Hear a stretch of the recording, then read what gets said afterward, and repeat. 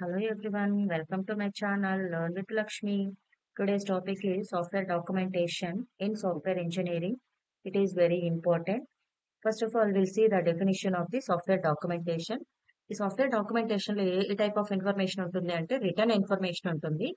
So ఆ information ఏం explain చేస్తుంది అంటే ప్రోగ్రామ్స్ ఎలా వర్క్ అవుతుంది, ఎలా యూజ్ చేసుకోవాలి, ఎలా మెయింటైన్ చేయాలి అనేది దాంట్లో డిఫైన్ చేస్తుంటారు.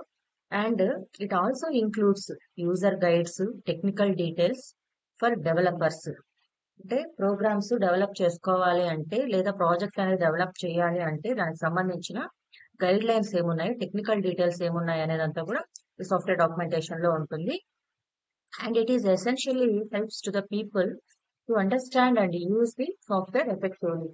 సో పీపుల్స్ యూజ్ చేసే వాళ్ళు దీన్ని ఎలా యూజ్ చేయాలి అనేది కూడా యూజర్ గైడెన్స్ లేదా యూజర్ మాన్యువల్స్ లాగా కూడా మనకు ఉంటుంది అనమాట. Next types of software documentation 4 types ఉన్నాయి. So first the requirement documentation. ఈ రిక్వైర్మెంట్ డాక్యుమెంటేషన్ లో ఏంటి అంటే సాఫ్ట్వేర్ ని డిజైన్ చేయాలి అంటే ఆ డిజైనర్స్ కానీ, డెవలపర్స్ కానీ, ఇంజనీర్స్ కానీ వాళ్ళకి ఏదైతే మనం స్పెసిఫిక్ గా ఒక టాస్క్ ఇచ్చుంటామో ఆ టాస్క్ ని మాత్రమే వాళ్ళు డిజైన్ చేస్తారనమాట.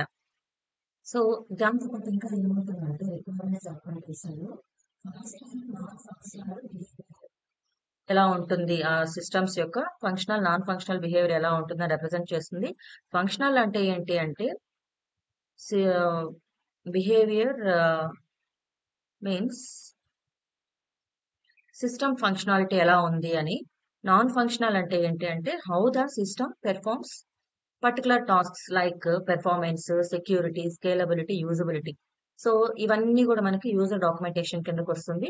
Next architectural documentation. Architectural documentation software design documentation అన్న రెండు సేమే. సో ఈ ఆర్కిటెక్చరల్ డాక్యుమెంటేషన్ లో మనం ఏం చేస్తామంటే నెసెసరీ ఇన్ఫర్మేషన్ డాక్యుమెంట్ లో ఏదైనా నెసెసరీ ఇన్ఫర్మేషన్ ఉంటుందో ఆ ఇన్ఫర్మేషన్ బేస్ చేసుకుని సాఫ్ట్వేర్ అనేది బిల్డ్ చేయాలన్నమాట. సో దానికి ఏమేమి కావాల్సి ఉంటుంది అంటే high level software architecture, software design details, data flow diagrams, database design, ఇవన్నీ కూడా మనం బేస్ చేసుకుని ఆర్కిటెక్చర్ అనేది డెవలప్ చేస్తాం. Next technical documentation. ఈ టెక్నికల్ డాక్యుమెంటేషన్ అనేది ఏంటి అంటే డెవలపర్స్ కానీ యాక్చువల్ కోడ్ డెవలప్ చేసే వాళ్ళు ఎవరైతే ఉంటారో వాళ్ళు దీన్ని మెయింటైన్ చేస్తూ ఉంటారు. ఈ డాక్యుమెంటేషన్ లో ఏముంటుంది అంటే కోడ్ మాత్రం రిప్రజెంట్ చేస్తాం. By writing the code the programmers all maintain objectives of the code, who wrote it, where it will be required, what it does, how it does, what other resources the code uses.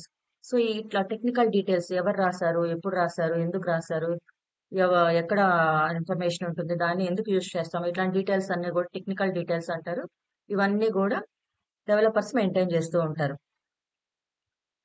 Next end user documentation. End user documentation లో ఏంటి అంటే it is different for the above documents.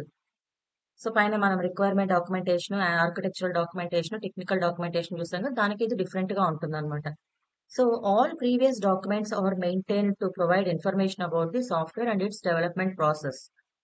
So previous గా మనం మూడు ఏం చేస్తున్నామంటే software ని ఎలా డిజైన్ చేయాలి, ఎలా మెయింటైన్ చేయాలి, దానికి కావాల్సిన ఇన్ఫర్మేషన్ ఎక్కడ ఉంటుంది అనేదంతా కూడా చూసాం అనమాట. Next but the user document explains how the software product should work and how it should be work to get the desirable results. So actual గా ఇది ఎట్లా వర్క్ అవుతుంది అంటే అవుట్పుట్ ఎలా బేస్ చేసుకొని రిజల్ట్ అనేది ఉంటుంది అంటే వాళ్ళు ఇచ్చిన ప్రోగ్రామింగ్ కోడ్ బేస్ చేసుకొని అవుట్పుట్ ఎలా వస్తుంది, ఎలా వర్క్ అవుతుంది ఆ ప్రాజెక్ట్, ఆ ప్రోడక్ట్, ఇవన్నీ కూడా మనకి ఎండ్ యూజర్ డాక్యుమెంటేషన్ లో ఉంటుంది.